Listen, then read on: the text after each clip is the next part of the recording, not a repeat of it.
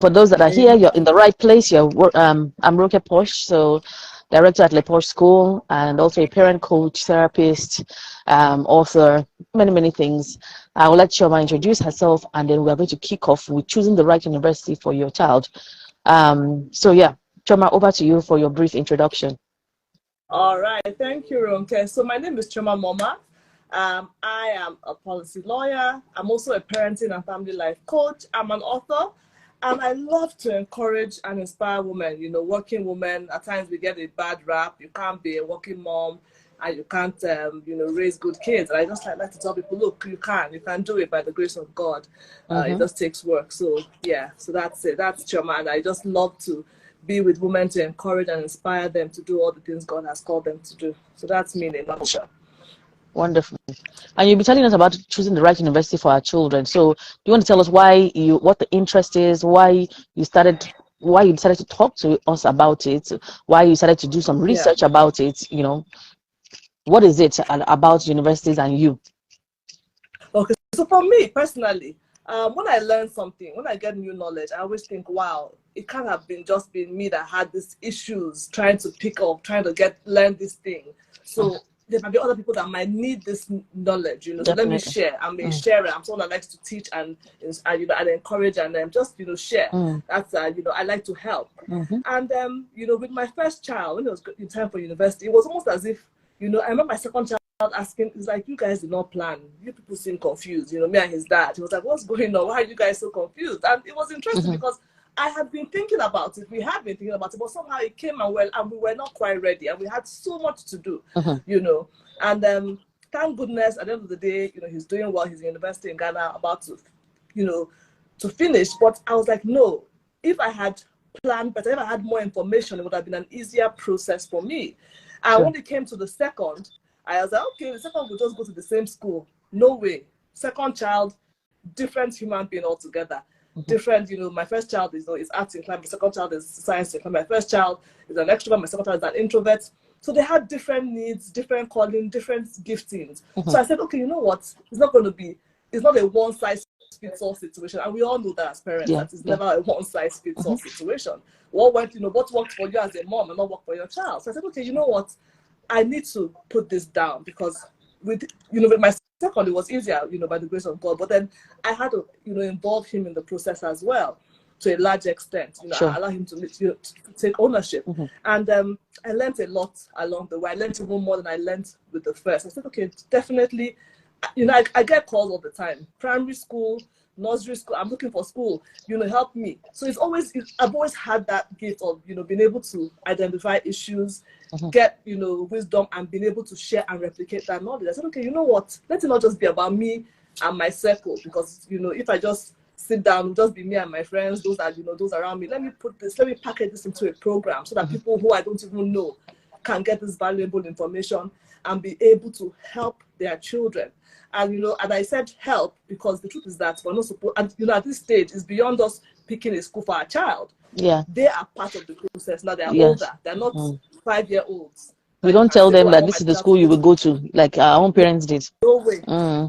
No way. That's it. There's access to the internet. They know information. They know the league tables.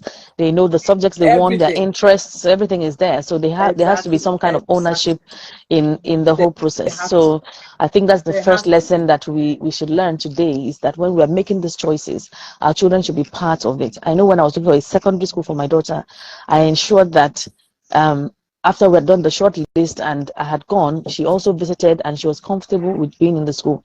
But at the end of the day, it's the child that's going to be in the school. So it will be good, not you, it will be good for them to, be partakers in the decision-making process. And I understand that your son will be joining us today as well to talk to us. Is that right? Yes. I hope he's going to come in. Chemele. Can you get Chemele for me for a second? Yeah, because, like I said, for him, so like with my children, the first went, he's in school in Ghana. And when it came to time, for my second son, he was like, Mom, I said, oh, you go to your brother's school, I like it. He said, Mom, this is the course I want to study. That course is not available there. I want to go to the US. I said, okay, you want to go to the US, fantastic. But schools in the US are very expensive. And he said, yes. I said, okay, you know what? Let's make a deal. Get funding. You not use the internet. Our children you know, many parents are trying to get their children offline. They know how to use the internet better than we do. Of Get course. a good scholarship, get funding, find out, get the information. And once you do that, you can go to the US. It's not a problem. And this guy did the work, did the research, found out what he needed to find out, and he got about 6 or 7 different schools to give him amazing scholarships. That's good. You know, so he knew what he was looking for. He said, "Mom, if I had had more time, I would even have gotten more." You know, and I said, "Okay, so these children understand what to do. We are, you know, a lot of times we treat them as if they are juvenile, and these are people who are like 16, 17, 18-year-olds. Come on, they can do a whole lot of. They can do a whole lot. Applications. They can do a whole lot. I know my daughter did a significant amount herself when she was even though she's still in college. She has been able to get some offers from schools abroad, and this is from her doing her own research, being on different sites and different apps, filling her information there, and getting, you know, pretty much headhunted for to come to those schools. So these things are possible. So definitely I'm also looking forward to this interesting conversation that we're going to have tonight. But the first 2 lessons that we should take away is to know that the kids must be part of the decision making process. They should be empowered, and we should allow them to do the research when it comes to the universities. So what next? Yes. The other thing that is really, really important for us to do is to look at the particular child. You know, like I mentioned, for some children, Chemile, can you log in on Instagram, or do you want to join me here? Just to say hi, you can just talk for a few minutes and then you can go and do what you're doing. Choose. So it's wrong, care posh. Thank you. So he may not want to join me. Like, what's that these old women doing here? So have you given me heads up? That's part of it. So the dragging it out. Our own parents did that. We didn't like it. Let's not do it to our own children. So I'm giving him the option. He knows that he doesn't have to. It's fine. Okay. So, you know, I told him, because I had said, you know, they're both very different children. You know, their interests are different, their character, their natures are quite different. And I just said, okay, you know, I have to consider that what would work for him, the kind of environment, the kind of, you know, place that he's supposed to be in, that, you know, Monso is thriving, as my first son is thriving. He might go there, he might totally hate it. You know, so think of your child. Don't just assume that, because this one is there, or because Ore is there, that means Femi will like it. You know, he will thrive there. He might not actually do as well. So you have to think of the child that you're dealing with. I think of his nature, and also location. Because, you know, a lot of times I talk about, you know, peer pressure. People say, oh, children are peer pressure. I said the Nigerian people I see that face peer pressure more than even our children are the parents themselves. Because I remember even when my son was going to Ghana, I had people tell me, Ghana, no, it must be Canada or US. So if it's not, I said, why? I said, I can school in Nigeria. If I find the school I'm happy with, why not? And there was so much, you know, people. I got calls from people saying, why now? Why now? Why now? I was like, because that's what I want. That's what he wants. He's good with it. So a lot of peer pressure over where your child to go. I see people, you can't, you know, it's so difficult for you to even afford it, but because everybody around you is doing it, you think you are compelled to. You are not. You don't have to send your children abroad if you can't afford it. Because it's very expensive. I think sterling now is over £1,000. So that's a loan. And it costs some people off guard. Some people who are, you know, depending on Form A and everything now. Yeah. Hello. There's no PTA, there's no or BTA for the schools, or whatever it is for the schools. It's gone, and it's not about the school fees alone. People think once you've got the school fees and you pay the school fees, there's an operating cost, there's a running cost for the child. The child has to eat, the child has to hang out, wear clothes. If it's a cold country, the child needs to wear some warm clothing. The child needs to chill out with friends, you know, to preserve their mental health. So really, you know, get things going. Body cream, everything. It's not just tuition, you know. There's even rent and accommodation. When the children, I know my daughter, when if she's not in school, if they have exit and her own school, they go every 2 weeks, mandatory. If you are staying in school over the weekend, you have to pay £200 if you are staying in school. So I don't even know what you have to pay. I don't know £200. You know, go home. You know, just go home. I always tell people that you cannot do beg. You are Nigerians, you can say, oh, please, school fees is late, let me beg you. they will just disconnect your child from, online services. They won't be able to do their, turn in their assignments. You don't want your child to be stranded in a foreign land or far from home. That's the last thing you want. So if you're telling a child, the further your child is, the better, the more you have to make sure that, look, the child has everything they need so that they're not stranded. You don't want your child in a very precarious situation because of funds. So you need to make sure you're doing what you need to do, doing the needful, sending them money when. So a lot of people just don't think of the full picture. Like you said, it's not only tuition. Okay, tuition is £15,000. Cost of living, no cost. Won't they eat? Won't they take transport? Where are they going to live? Is it included? So a lot of people just so don't succumb to the pressure. Do your homework, and that's what I'm trying to do with this program I'm doing. I want people to actually think. Go back and think about the whole process, the whole thing involves. And it's not just the UK, it's not just the US, it's not just Canada. There are places around the world that children. I know my daughter got a scholarship in Casablanca, even though I didn't let her go, but she got a correct scholarship in Casablanca. If she wasn't the only child, maybe I would have let her go. But I'm like, going somewhere, it's going to take me a whole day to get there. I can't. That kind of thing. But then these things are there. These children are very resilient because she gave up the space and another child took the space. The child is there. The child is doing well. The child is thriving. So our children can actually be anywhere that we allow them to be. So as we continue in this conversation, I need us to know that we're going to be talking about getting into universities, cutting your coat according to your fabric, not even according to your size. Whatever it is that you have, you make it work for you. So over to you again, Chioma. Begin to tell us what we need to know as we seek for universities for our children. What should they be doing now? At this point in time. So if my child is in year 10, if my child is in year 11, or if my child is in year 12, you are doing WAEC, for example, then in year 12, which is Form 6, what should they be doing? If they're out of school, still waiting, they're doing all these foundation courses, short courses, mom is still gathering, dad is still gathering, trying to figure out what to do, or maybe their schools have been on strike, it's a mess, it's not working out wherever they are. What are the things that you begin to tell us one step after the other? You just start thinking of the options. Don't wait until the last minute, because a lot of people get confused because they're waiting until the child, And I still remember the question my son asked me. He said, "Mommy, is it that you guys were not prepared? Did you not know that this child that you were going?" So you need to start making plans as early as possible. When they start thinking of their interests. Where are they going to? What like you said, you've already identified the child. Your child is number one. They are the most important in the whole scenario, not you. So yes, you dreamt of being a doctor or whatever, and your child does not want to be a doctor. You're not going to force your course on your child in 2023 or 2024. It's a no. You are not going to. They're not even going to. They will not. In fact, they might just drop out. So you better know it's about the child, what their interests are. It's It's all about them. You're there to support them through their choice. It's interesting that Fina joined. It's interesting that Fina joined as you spoke, because her daughter also is doing music and dance and on conventional course.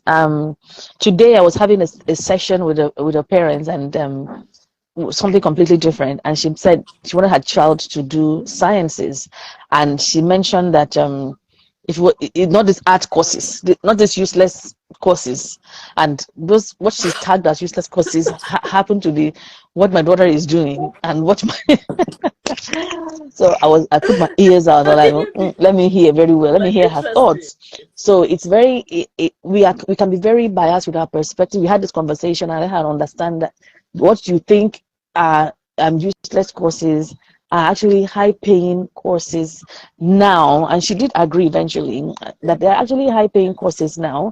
A lot of our children are doing. Say, for example, my daughter is into a lot of technology and a lot of media, and she wants to do media studies, for example. I've never heard of media studies in my life prior to her, and that's why I keep telling people that don't say what you want to become when you grow up. It's a case of which problem do you want to solve, what are your interests, and by the time we research because we are preparing them for jobs that we don't even know that these jobs exist. We don't know what they're going to be doing with artificial intelligence and so many things happening these days. We don't know what our children are going to be doing. So to say, what do you want to do? We want to be a doctor. Who knows if it's going to be robot doctor or going to be taking care of us? You want to be a lawyer. Robo lawyer might be there solving all those issues, solving all those problems, and the need for a man or a human is going to be next to nothing. So you're going to be looking for programmers. You're going to be looking for people that are going to be a lot of people that are interested in machine learning and all sort of things. What are those things that Yeah.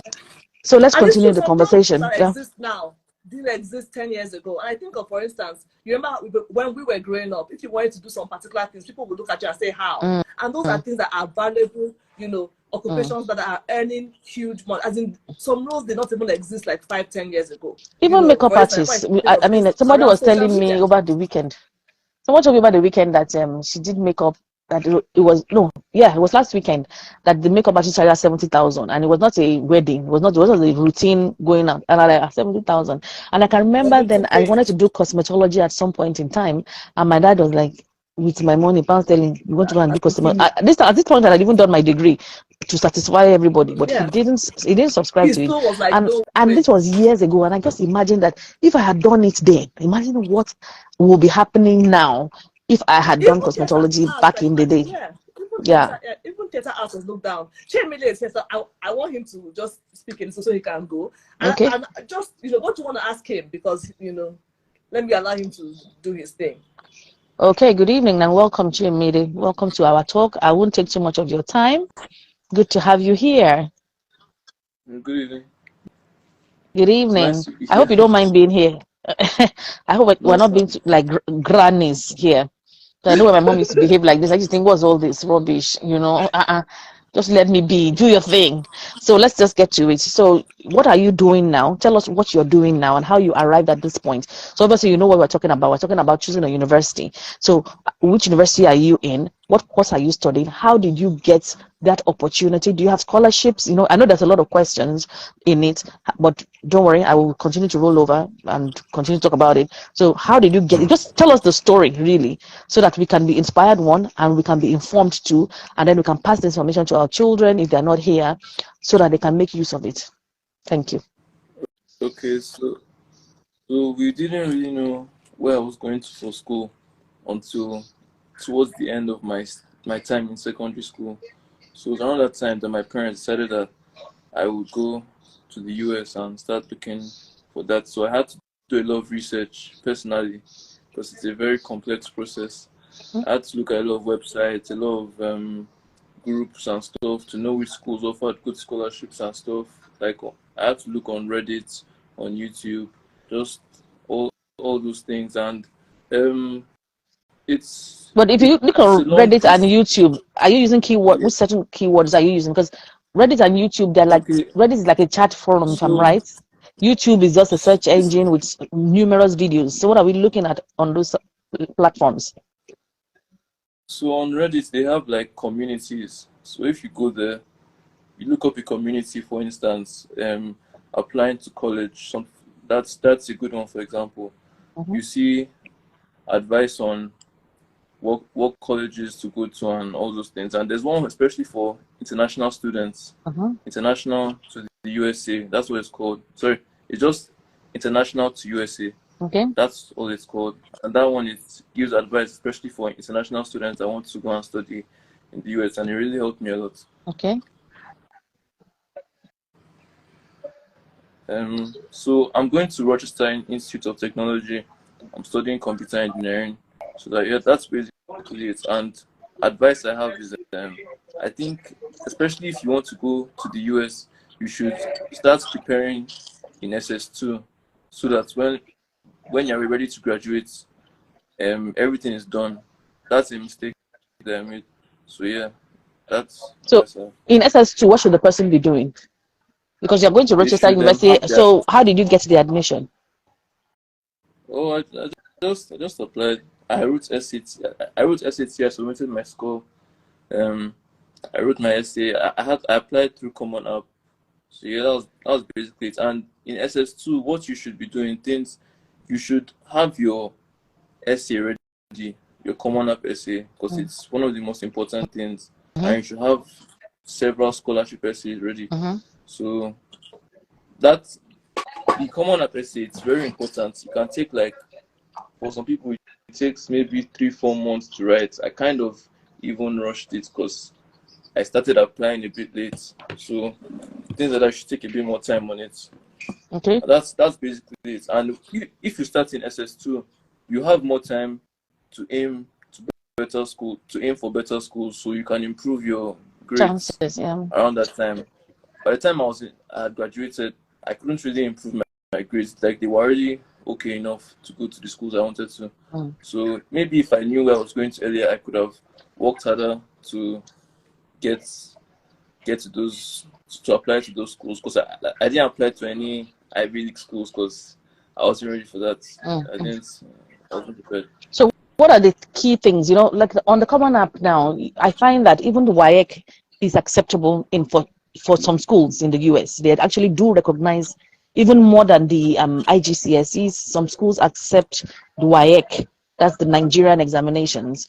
And some schools, they're not really so big on SATs anymore. It's not all schools that are demanding for those SATs. That's the discovery that I made personally with my daughter. That, I mean, she's done the SAT now, but it's like, if some people would still take you on whether or not you have the SAT. What are your thoughts about that? And the second question is, what are the key words? What are the key things when you're preparing your essay to write a successful essay? For the SAT thing, yeah, that's true. A lot of schools actually don't require it anymore. I think it was due to COVID. Around that time, people couldn't really go for the exams again, so a lot of schools just stopped needing it. And I guess it doesn't really help for scholarships that much, but it helps your chances of getting into a school in particular. But if you know that your score isn't so good, I don't think you should just send it to them at all, to be honest. Just pretend you haven't done it. Yeah, and WAEC, I think Canadian schools they like WAEC results a lot. Like, they give more scholarships for WAEC results, especially if they're very good. Like, I think, I wish I remember, but there's a school that gives a 50% scholarship in Canada for some A's I think 6 A's in your WAEC. I'm not sure. I've forgotten the name, but I think it's University of Alberta, but I'm not sure. Yeah. So yeah, I think schools, they prefer WAEC results. Okay. So with the essay, okay, I was going to say that there's going to be a whole lot we're going to share. That's why it's going to be a very intensive session that we're going to have in the class that we're doing. That's why I insisted that, look, you're going to join me not only for this live but for that session, because it's you that own the process. You did most of the work. I was just there to guide you, and like you can hear, because if he had done more work, he was like, Mom, you guys should have told me I was going to the US much earlier. I said, well, we didn't know, we didn't think about that, but the main thing is start very early. Do not wait until you're done with school. Do not wait until the child, as in, don't act as if you did not know that child was going to graduate, which is a mistake a lot of parents make. Start early and own the process. Any more questions? I can let him go. So it's just tips about the tips for the essay. Tips for people that are writing the essay in SS2. Yeah. Any tips? It's something. What are you writing about? Maybe something that changed your academic, something like an experience that changed the way you look towards school, like something that maybe gave you drive or gave you a different view of what you wanted to do, or made you start working harder, like a particular experience, like a moment that you realize that I need to start doing this more, or maybe a personal experience as well. Like on the Common App, they have several essay topics you can use. They have maybe 7 or 8, and you can just use your own as well. I'm not sure of the examples. I just wrote my own. I think the topic was name an experience in high school that molded you into the person you are today. So that's what I wrote my essay about. Yes, so that's basically it. Okay, so thank you for that, and I wish you. Okay, tell us. Go on. You want to say something? Show your essay to adults to proofread it. Like I showed it to my aunties, my mom. So yeah. Okay, so your essay to an adult. So Chimere, thank you so much for sharing with us generously. I wish you success in your engineering course, and I know that you will make your mom and your country very proud. Please don't Japan and say you're not coming back. Come back. And which type of engineering are you doing? Computer engineering. Computer engineering. Oh, nice. That means your brain is very hot. So I wish you success, and do come back and change our nation for us. Okay? Yeah, all right then. Thank you. Thanks for coming. Okay, so back to you, Mom. Thanks for sharing him. Thanks for sharing him. So how do we begin to round up, and how do we get more information from your course? Yeah, so really, I had told him after the process, after everything, and he told me, he said, "Mom, you know, I could have gotten into Cornell if I had more time. I could have gotten scholarships into any school I wanted if I had more time." And I just thought the key is preparation. And we want to, from what we've learned, RIT is a fantastic school as well, which is why he's going there. But from what we want to say, as many people as possible to learn this. And I told myself, you know what, Chemile, teach people. You know, I've had, you know, a few friends, their children come, he tells them, okay, but beyond that, let's let this thing go out. And I did the first session myself, and it was fantastic as well. But I said, no, it's going to be even better if you're here, because like you can hear from him all those things about common that you sincerely cannot answer. I can only tell you the other things that I put into perspective, e.g., his personality, the country, the cause, and why we did those things. There's so much, you know, even the city. You know, you might say, oh, I want my child to go to Germany. There's a reason why some cities are better than others for a particular child, or in the US or in the UK. I'm using myself as an example. When I went to do my master's in the UK, I went to a very quiet town in the UK, but I was a woman with young children. Now, for a young, you know, for a young extrovert, I wouldn't advise them to go to that same town because it was very dull.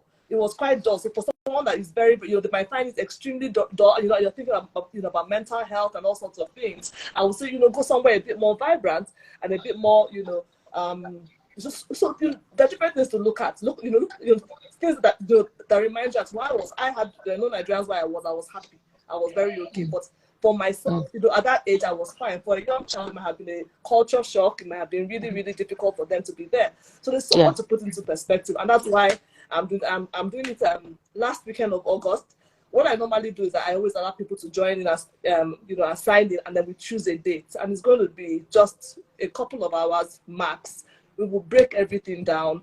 Chemile will be joining me from campus. We'll be in school, but we'll be online together, and I really want people to join and get this information and learn and help their children. I've spoken to people, even today, I spoke to somebody about school, and there's so much I want them to just put into perspective so we can help our children get the best from the university system, whichever country they go to. So the course is running last week of August. I'm giving a discount to everyone that signs up this month.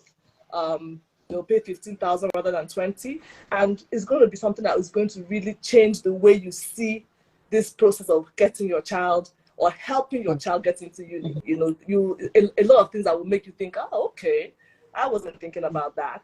You know, for me, it's you know, even though it's, like I said, my second child, I learned even more from this one than I learned from the first one, from the second process, and there's so much more we can learn.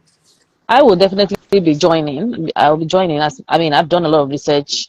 I know about these apps. I know about quite a number of things. And my daughter has actually got opportunities in the US from it, including scholarships. But I will still be joining because we can't get too much information when it comes to things like that. And whatever she has now, there might be something better that she will get from the course. So from doing it and knowing it. So are you going to say that it's for the child or for the parents, or for both parents and child to sit I would say through parents it? And child, you know, it's for the parents, but have your child sitting next to you. So parents and child, you know, that's why I said, you know, Chemile, let's do this thing together. You know, and he was like, no. After I said, you do it yourself, and he said, no, I don't want to do it because he's doing there's this thing he's doing this weekend, you know, a tournament for football players, you know, here in Abuja. I said, before you go to school, let's do this. In fact, we're going to do it while he's in school. I said, let's do this because information is so important. You might think you know it all. Nobody knows. Nobody has that's why I said definitely I would definitely be joining with my daddy.